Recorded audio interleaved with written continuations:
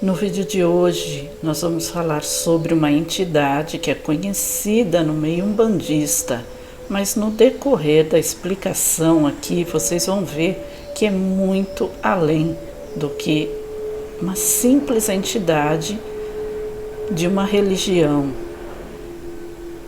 Eu estou falando do caboclo flecha dourada, um espírito de luz que carrega consigo o conhecimento das matas e a proteção da humanidade.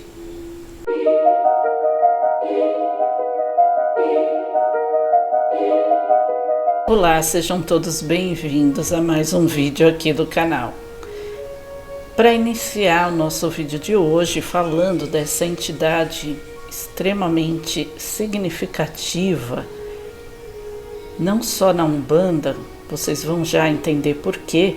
Eu vou justamente iniciar com um trecho retirado do livro Flecha Dourada, o Guerreiro do Arco-Íris, do autor Lauro Lima. O trecho diz o seguinte: na Ordem do Arco-Íris, da qual sou membro, Flecha Dourada passou a ser chamado de Sampan, um nome místico que o identifica como um ser que não mais reencarna na Terra, mas que continua a trabalhar por ela e todos os seus filhos.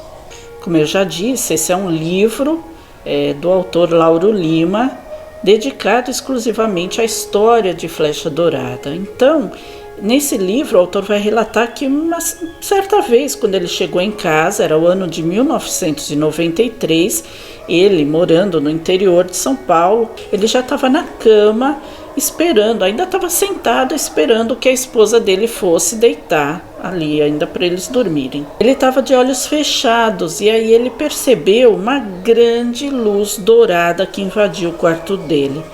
Na mente dele, ele ouviu a seguinte pergunta: você está disposto? A energia que ele sentia era enorme, embora não se apresentasse em todo o seu brilho para não assustá-lo. É isso que o autor relata. Ele respondeu que sim, e a entidade então mostrou a ele a imagem de um livro e disse: você vai escrever sobre a história da minha vida. Em seguida, o autor relata ter tido várias visões da última encarnação do Senhor Flecha Dourada como um indígena em terras sul-americanas, especialmente no Brasil. A visão mais impressionante foi vê-lo voando a poucos centímetros do solo e a mata se abrindo, dando passagem a ele. Tratava-se, segundo o autor, da saga mística do primeiro herói civilizador do povo tupi, denominado Agnã, e que recebeu diversos nomes, entre eles o de Flecha Dourada. A história retratada no livro é a da iniciação espiritual de Flecha Dourada, passada nada menos que 500 anos antes de Cristo. Ainda partindo da descrição do autor, um dos focos é a preservação da Mãe Terra. Como o autor define, não haverá em lugar nenhum do mundo um melhor ecologista que o primitivo homem da Terra. Ninguém amará tanto quanto ele. A sabedoria milenar que valoriza o homem como um ser divino o faz curvar-se diante da natureza, também divina, uma vez que iniciou sua caminhada evolutiva por meio dela. Ela é a nossa verdadeira mãe, que nos gerou e nos fornece tudo aquilo de que precisamos para subsistir. Não seria um crime querer destruir quem nos deu a vida? Se qualquer pessoa se sente no direito de defender a Mãe Terra, o esoterista, o estudioso dos assuntos ocultista, o espiritualista, esses têm o dever de tomar alguma atitude para evitar que ela seja vítima das atrocidades do progresso. Outro trecho, ele diz assim: o nosso herói, ao referir-se à Atlântida, mostrou como o homem espírito foi esquecido com o progresso inconsequente, a ciência materialista.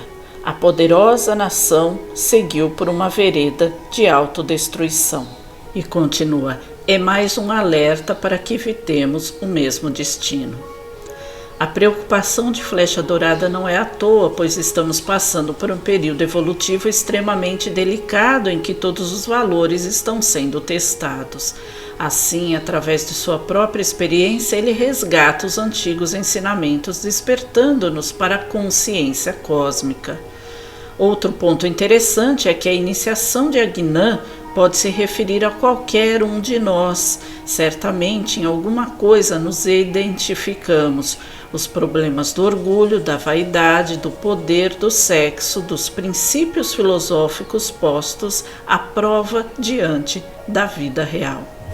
E a partir daí o autor começa a realmente contar a história, né, do pequeno Flecha Dourada desde a sua infância. E é extremamente interessante, porque desde muito cedo ele mostrava assim, um controle absoluto de tudo. Ele tinha controle sobre os animais, incluindo serpentes. Aí um trecho que fala é o seguinte: estava sentado, isso assim, é a narração do próprio Flecha Dourada, né? Estava sentado no chão de barro da nossa oca, brincando sozinho com meu maracá, quando sorrateiramente entrou ali uma jararaca de mais de 1,5 metros de comprimento. Atento, observou bem o que eu fazia. Quando vi a cobra, larguei o maracá e me aproximei dela. Olhei bem para os seus olhos, apontei o dedo e disse: Xerimaua, o que significa animal de estimação. A cobra se assustou e ficou em posição de ataque. Não me intimidei e disse: minha Xerimaua. A jararaca era orgulhosa e não admitiu que lhe apontasse o pequeno dedinho bem perto do seu nariz. Deu um bote em minha direção no exato instante em que minha irmã mais velha entrava na oca. A tribo inteira correu para a palhoça com os frenéticos gritos que ela deu. Aí, pulando algumas partes, ele diz assim: sinceramente, eu não entendi o porquê de tanta preocupação. Pelo menos eu estava me divertindo muito. Com uma mão eu segurava a jararaca, com a outra agitava o meu maracá. Vale dizer que essa situação aconteceu quando ele tinha por volta de uns 5 anos de idade. Como o autor fala aqui no livro que a preocupação maior é com relação à Mãe Terra e à natureza, né? A Flecha Dourada diz aqui, olha: fiquei preocupado não de que ela me ferisse, mas de que pudessem machucá-la. Pedi para que não lhe fizessem mal e agitei novamente o chocalho. Assim a serpente foi saindo pelo mesmo buraco da palhoça pelo qual havia entrado. Minha mãe em seguida pegou-me no colo e todos passaram a me examinar para ver se eu havia sido picado. E aí vai relatando todas as peripécias dele desde muito pequeno, né? Então ele controlava os animais selvagens, até mesmo as serpentes. Ele praticava curas. Tem um episódio que um dos guerreiros ali foi ferido, né? Na busca, ele se perdeu não, na verdade ele saiu, ele andava como se nada fosse, né? Só que as pessoas ali ficavam preocupadas porque ele era muito pequeno, então eles não sabiam onde ele estava e foram encontrar ele no meio da mata, num lugar assim de difícil acesso e tal, mas ele estava lá, tipo numa caverna, não lembro bem, sentado ali junto com os animais numa boa, né? E aí, num desse resgate e tal, um dos guerreiros se machucou gravemente, ficou até desacordado, estava muito ferido, assim, e ele simplesmente passou ali, fez com o maracá dele e tal, ele curou as feridas. Aí ele pediu que jogassem água e tal, e as feridas foram se curando. E aí mais tarde, por volta isso tudo quando ele era muito, mas muito pequeno. E aí mais tarde, ali por volta dos seus 7 anos de idade, ele começou o aprendizado dele ainda já com a flecha, né? E o avô dele, que era muito sábio, percebeu, né, toda essa qualidades, né, tudo isso que ele tinha, todos esses dons que ele tinha, e começou a treinar ele não só no manuseio da flecha, mas também em toda a parte espiritual. Então esse livro é um livro muito interessante. Então, hoje eu trazendo aqui essa história, como vocês veem, ele fala inclusive ali de Atlântida, que vai ter lá mais para outra parte do livro. Eu ainda não terminei o livro, eu li ainda muito pouco, aliás, do livro, mas então, assim, a sabedoria, a vivência dele, toda essa espiritualidade do Flecha Dourada, ele vem desde essa época de Atlântida. Muito tempo, como relata aqui a história, 500 anos antes de Cristo, ele já vivenciava todas essas experiências. Então, é um espírito absolutamente iluminado e elevadíssimo, que já, como o autor descreve aqui, um espírito que já não precisa mais reencarnar.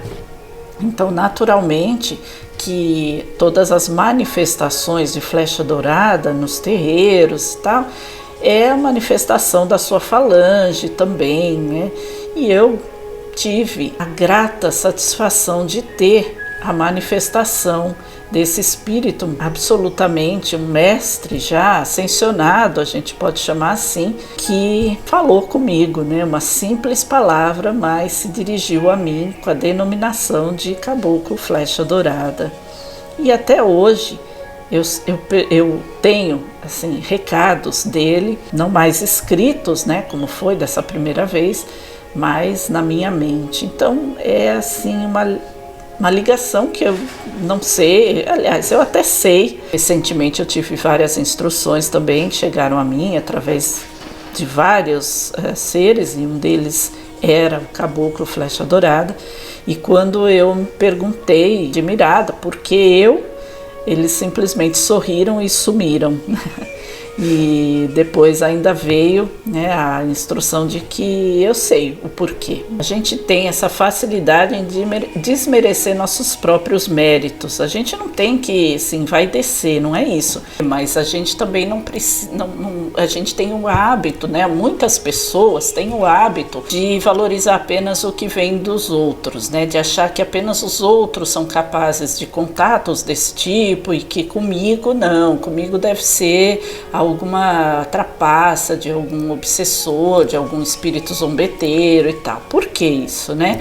Então, essa posição que esses seres tiveram comigo, né? Eu já falei de todos eles aqui, no vídeo que eu falo sobre os dragões, eu já falei de todos os seres. Então eram esses 3 seres que estavam na visão que eu tive ontem, nos recados que eu recebi, né, para mim. Então essa é a questão, né? O que é essa concentração? É acreditar, né? É saber que a gente tem méritos, a gente tem responsabilidades também, e a gente tem capacidade de cumprir as nossas obrigações assumidas, certamente muito tempo atrás, né? Não só antes desta reencarnação, mas quem sabe milhares de anos atrás, né? Que eu sei de muitas coisas que já me foram reveladas sobre mim mesmo. Então é isso, gente. Eu vou trazer um pouquinho desta entidade, né, tão grande quanto Flecha Dourada, saindo um pouco do âmbito apenas da Umbanda e trazendo uma história muito, mas muito maior, que especifica o que é e quem é esta entidade de nome Flecha Dourada. Caboclo Flecha Dourada. Então é isso, se vocês gostaram, não se esqueçam de deixar aqui o seu like, se inscrever no canal caso ainda não for inscrito e acionar o sininho, né, para todas as notificações. Se você teve alguma experiência relacionada a essa entidade e quiser, pode deixar aqui nos comentários deste vídeo, tá bom? Então por hoje é só, eu vou ficando por aqui, desejo a todos um excelente final de semana, muita paz, muita luz, e a gente se encontra num próximo vídeo. Até lá, tchau!